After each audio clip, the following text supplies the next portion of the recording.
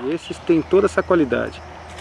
A musculatura desejada, um animal bonzinho, uma conformação maravilhosa.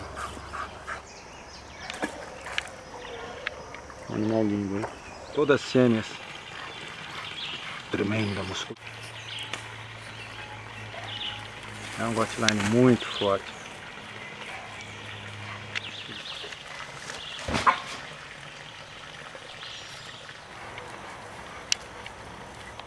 Absurda a musculatura desse cachorro, naturalmente.